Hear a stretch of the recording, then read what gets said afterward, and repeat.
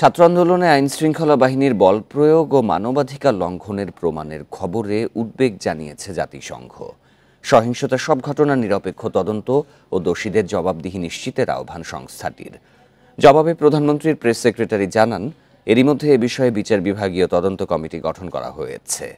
এদিকে বাংলাদেশে বেআইনি হত্যাকাণ্ডের ঘটনায় উদ্বেগ প্রকাশ করে দায়ীদের বিচারের আওতায় আনার আহ্বান জানিয়েছে ইইউ। সোমবার বাংলাদেশে নতুন করে শিক্ষার্থীদের বিক্ষোভের খবরে জাতিসংঘ মহাসচিব অ্যান্তোনিও গুতেরেস অবগত বলে জানিয়েছেন সংস্থাটির মহাসচিবের মুখপাত্র। সবাইকে শান্ত ও সংযত থাকার আহ্বান তার। মুখপাত্র স্টিফেন দুজারিক বলেন, শিক্ষার্থী আন্দোলন ঘিরে হাজারো তরুণ ও রাজনৈতিক বিরোধীদের গণগ্রেপ্তারের খবরেও উদ্বিগ্ন মহাসচিব।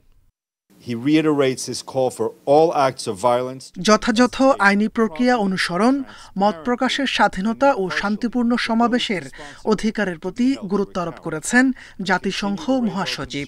সহিংসতার সব ঘটনা অবিলম্বে স্বচ্ছ নিরপেক্ষভাবে তদন্তসহ দায়ীদের জবাবদিহির আওতায় আনতে জোর দিয়েছেন তিনি।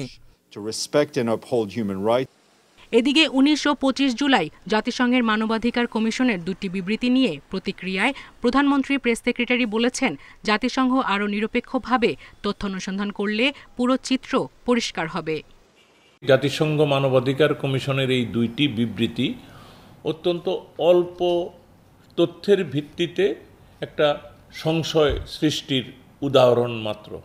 আমরা এটাও বিশ্বাস করি যে জাতিসংঘ যদি আরও নিরপেক্ষভাবে তথ্যানুসন্ধান অব্যাহত রাখে এবং পুরো চিত্রটা তাদের কাছে যদি পরিষ্কার হয়, তখন তারা মানবাধিকার লঙ্ঘনের কারা হোতা সে সম্পর্কে স্পষ্ট ধারণা পেয়ে যাবেন। কোটা সংস্কার আন্দোলনে মৃত্যুর সব ঘটনা তদন্তে এরই মধ্যে বিচারপতি খন্দকার দিলিরুজ্জামানের নেতৃত্বে বিচার বিভাগীয় তদন্ত কমিশন গঠন করেছে সরকার। সায়রা খান, ইন্ডিপেন্ডেন্ট নিউজ।